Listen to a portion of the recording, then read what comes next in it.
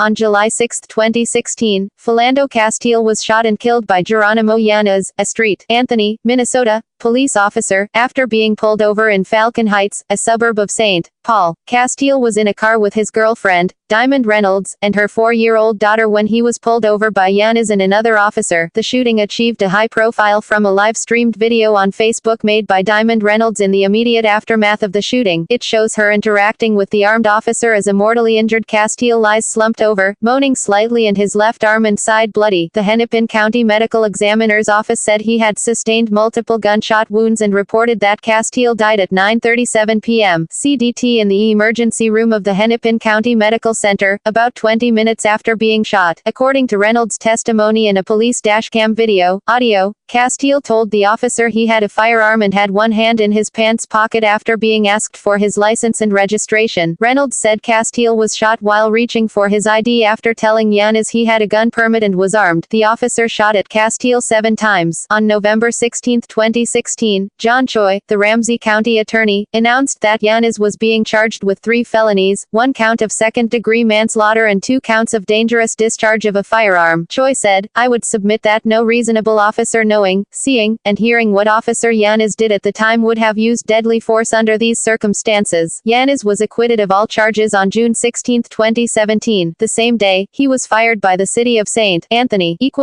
Background victim Philando Divil Castile, July 16, 1983 July 6, 2016, was 32 years old at the time of his death. Castile was born in St. Louis, Missouri. He graduated from St. Paul Central High School in 2001 and worked for the St. Paul Public School District from 2002 until his death. Castile began as a nutrition services assistant at Chelsea Heights Elementary School and Arlington High School, now Washington Technology Magnet School. He was promoted to nutrition services supervisor at J. Hill Montessori Magnet School in August 2014. Prior to the shooting, Castile had been stopped by the police 52 times for minor traffic infractions. Police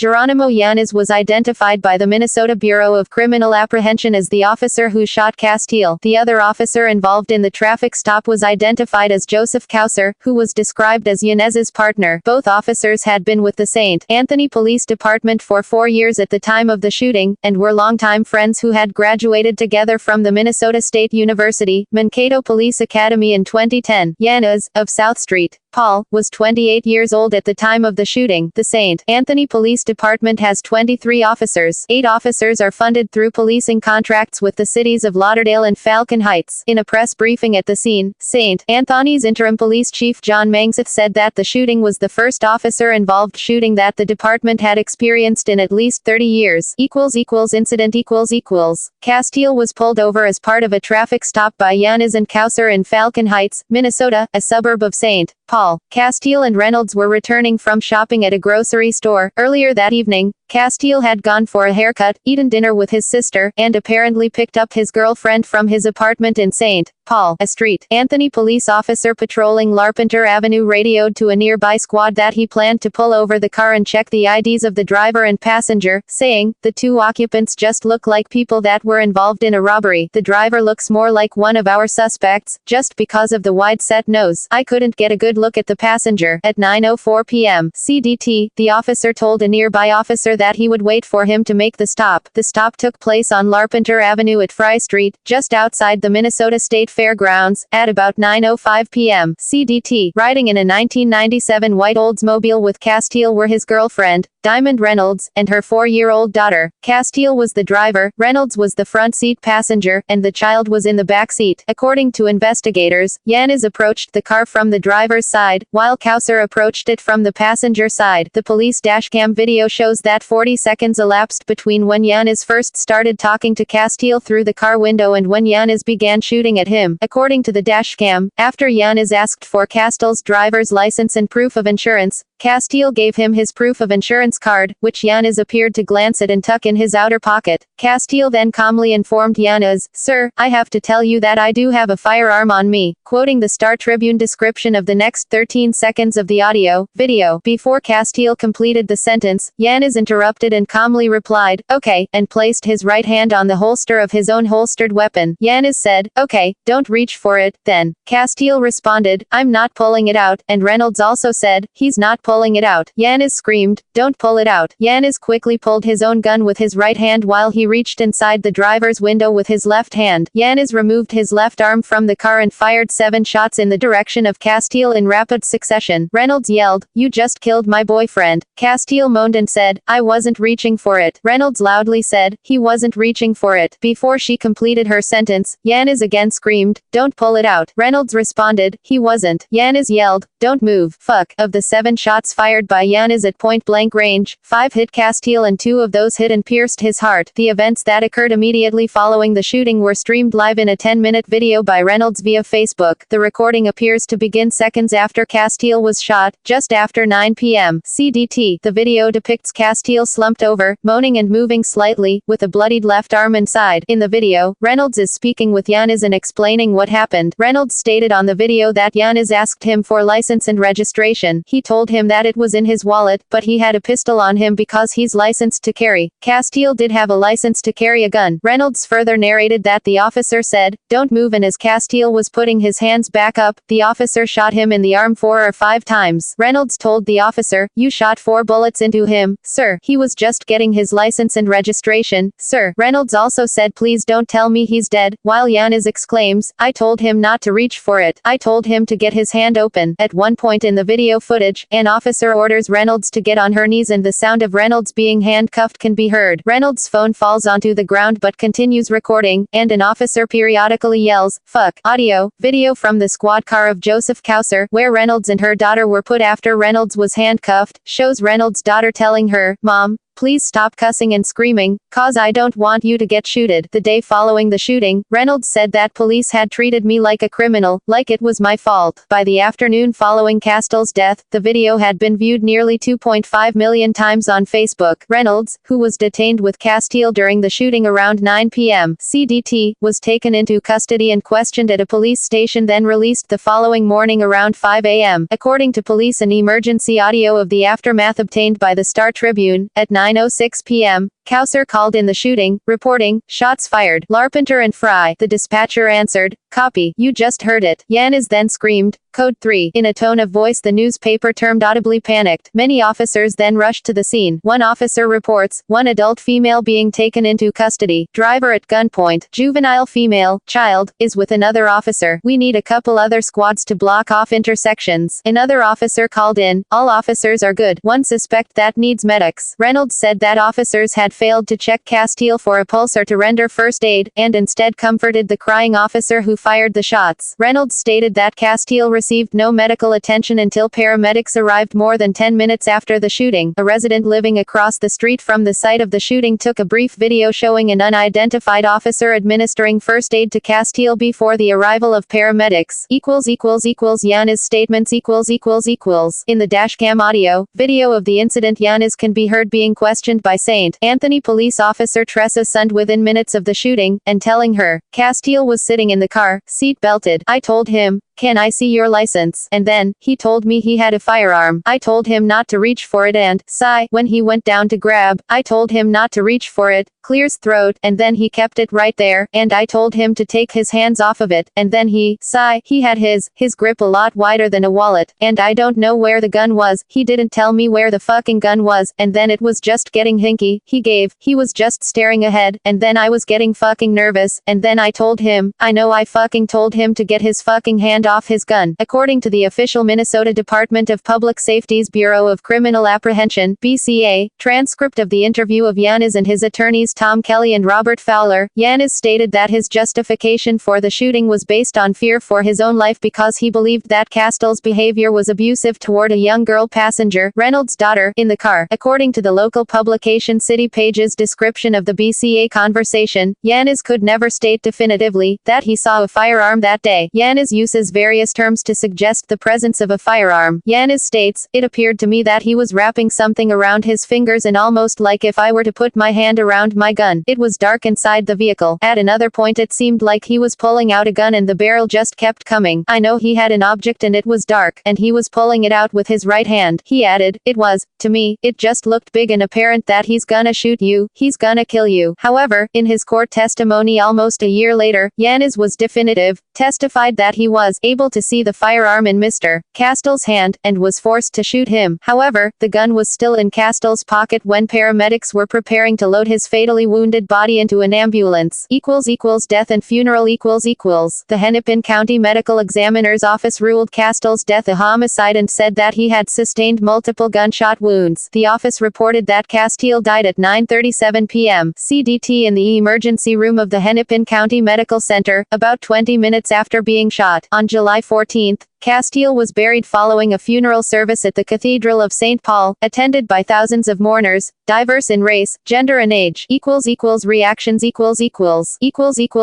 Statements of attorneys for Yanez and Castile family The reasonableness of the initial traffic stop, and the facts of what occurred in the 103 seconds of the stop, between the end of the pre-stop police dispatcher radio and the beginning of Reynolds' recording, were hotly disputed almost immediately after the shooting occurred. On July 9, Yanez's attorney, Thomas Kelly of Minneapolis, said his client reacted to the presence of that gun and the display of that gun and that the shooting had nothing to do with race. This had everything to do with the presence of a gun. In the video recorded shortly after the shooting, Reynolds said that the car was pulled over for a broken taillight. Yanez, attorney Kelly stated following the shooting that his client stopped Castile in part because he resembled a suspect in an armed robbery that had taken place nearby 4 days earlier, and in part because of a broken taillight. Goins said, either Castile was a robbery suspect and Yanez didn't follow the procedures for a felony stop, or Castile was not a robbery suspect and Yanez shot a man because he stood at his window getting his information. Kelly confirmed the authenticity of the pre-stop police audio, in which one officer reports that the driver resembled a recent robbery suspect due to his wide-set nose. The particular robbery to which the officer referred was unclear, but may have been a July 2 armed robbery at a local convenience store, in which the two suspects were described as black men with shoulder-length or longer dreadlocks with no information about estimated height, weight or ages. Goins said, "I can't imagine that it's reasonable suspicion to make a stop because somebody had a broad nose." Castile's mother Valerie Castile and her lawyer Glenda Hatchett called for the case to be referred to a special prosecutor and called for the U.S. Department of Justice to conduct a federal investigation. Protests and civil unrest By 12:30 a.m. on July 7, about 3 hours after the shooting, protesters gathered at the scene, peaceful but visibly angry. More than 200 people were present. After news of Castile's death spread, crowds of protesters gathered outside the Minnesota governor's residence in St. Paul, chanting Castile's name and demanding that Governor Mark Dayton make a statement. That night, demonstrations in St. Paul continued, remaining peaceful but forceful. Nekimo Levy-Pounds, president of the Minneapolis chapter of the NAACP, said that her group would request a federal investigation. She also called for an independent body to investigate the shooting, expressing skepticism with the state agency that is leading the investigation of the incident, the Minnesota Bureau of Criminal Apprehension, a division of the Department of Public Safety. NAACP President Cornell William Brooks said, "I'm waiting to hear the human outcry from Second Amendment defenders over this incident." Black Lives Matter activist DeRay McKesson said, "Philando Castile should be alive today." On July 8, over 1,000 demonstrators shut down Interstate 880 in Oakland, California, for several hours to protest Castile's shooting death and that of Alton Sterling the day before. After a week of peaceful protests and vigils, violence between protesters and police in St. Paul broke out on July 9 and 10. Some 102 people were arrested and 21 officers, 15 police officers and 6 Minnesota State Patrol officers, had been injured, one of them seriously. A group threw rocks, bottles, and Molotov cocktails at police and police used pepper spray and tear gas to disperse the crowd. The protesters caused Interstate 94 in between Minnesota State Highway 280 and downtown St. Paul to be closed. After they were dispersed from the highway, another group of protests took place at Dale and Grand Avenue. The violence was condemned by President Obama, Governor Dayton, St. Paul Mayor Chris Coleman, and Police Chief Todd Axtell, who called for calm. After the shooting, a number of activists established an encampment outside of the governor's residence. On July 18, demonstrators cleared the encampment and moved off the road after police directed them to move, saying that they could continue to protest as long as it was done on the sidewalk and did not impede vehicle or pedestrian traffic. The interactions between police and demonstrators were peaceful, and no arrests were made. On July 19, 21 protesters, mostly members of the St. Paul and Minneapolis Teachers Federations, were arrested willingly at a protest in Minneapolis after blocking a street in Minneapolis and refusing orders to disperse. The teachers marched from the Minneapolis Convention Center, where an American Federation of Teachers convention was being held, to the Nicollet Mall area. They were cited for misdemeanor public nuisance and released.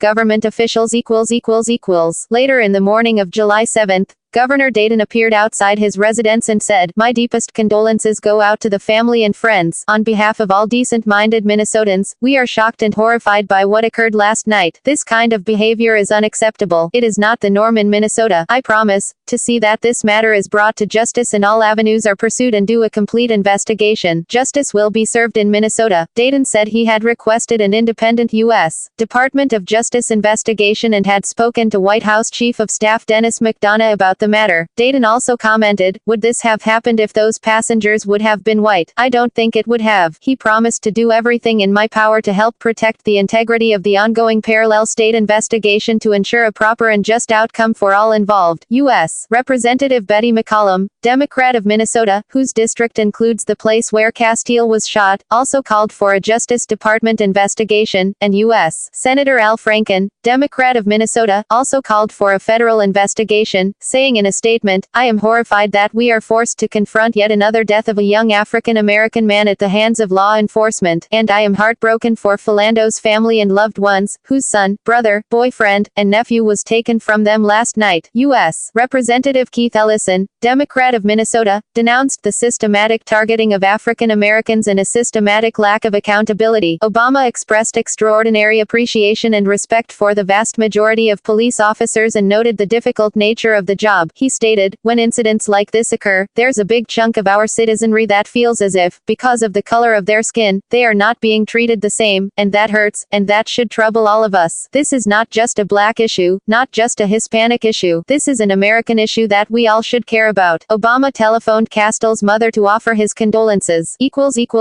International response Following the shooting of Castile, Sterling, and police officers in Dallas, the Bahamian government, a Caribbean island nation with an over 90 citizenry of Afro-Bahamian origin, issued a travel advisory to its citizens in the United States, stating in particular young Bahamian males are asked to exercise extreme caution in affected cities in their interactions with the police. Do not be confrontational and cooperate. Travel advisories were also issued by the United Arab Emirates and Bahrain, warning for caution in the United States due to ongoing violence and the U.S. gun culture, and to avoid crowded areas, protests, and demonstrations as civil disorder can result. Investigation and prosecution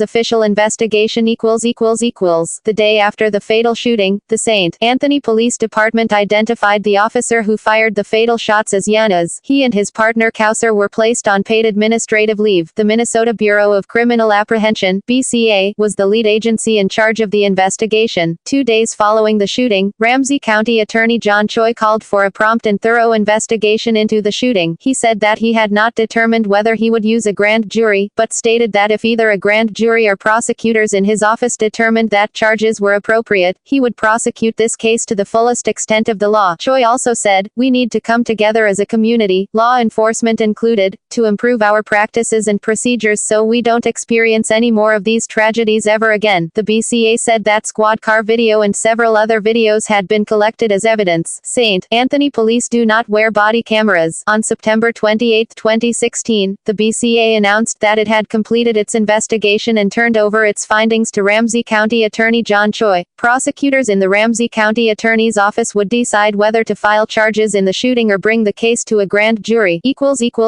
Charges and prosecution Choi reviewed the evidence with assistance from the Federal Bureau of Investigations, the U.S. Attorney's Office, a retired deputy chief of police in Irvine, California, and a former federal prosecutor. 7 weeks after receiving the BCA report, Choi announced that Yanez was being charged with second-degree manslaughter and 2 counts of dangerous discharge of a firearm. Choi stated, "To justify the use of deadly force, it is not enough, however, for the police officer to merely express a subjective fear of death or great bodily harm. Unreasonable fear cannot justify the use of deadly force. The use of deadly force must be objectively reasonable and necessary, given the totality of the circumstances. Based upon our thorough and exhaustive review of the facts of this case, it is my conclusion that the use of deadly force by Officer Yanez was not justified, and that sufficient facts exist to prove that to be true. Accordingly, we filed a criminal complaint this morning in Ramsey County." Choi also noted that Philando Castile was not resisting or fleeing. There was absolutely no criminal intent exhibited by him throughout this encounter. He was respectful and compliant based upon the instructions and orders he was given. He volunteered in good faith that he had a firearm, beyond what the law requires. He emphatically stated that he wasn't pulling it out. His movement was restricted by his own seat belt. He was accompanied, in his vehicle, by a woman and a young child. Philando Castile did not exhibit any intent, nor did he have any reason, to shoot Officer Yanez. In fact, his dying words were in protest that he wasn't reaching for his gun. According to author and former FBI agent Larry Brubaker, who has written 2 books on officer-involved shootings, this is the first time an officer has been charged for a fatal shooting in Minnesota in more than 200 cases that spanned over 3 decades. Trial and verdict. The trial of Jeronimo Yanez began May 30, 2017 under Judge William H. Leary III. On June 16, 2017, Officer Yanez was acquitted of all charges. He had been charged with manslaughter and reckless discharge of a firearm. After 5 days and more than 25 hours of deliberation, the jury decided that the state had not met its burden for a conviction. Yanez would have faced up to 10 years under Minnesota law if he had been convicted. The jury that determined Yanez's fate consisted of 7 men and 5 women. 2 jurors were black. Following the acquittal, a jury member told the press that the specific wording of the law regarding culpable negligence was the main factor among many leading to the verdict.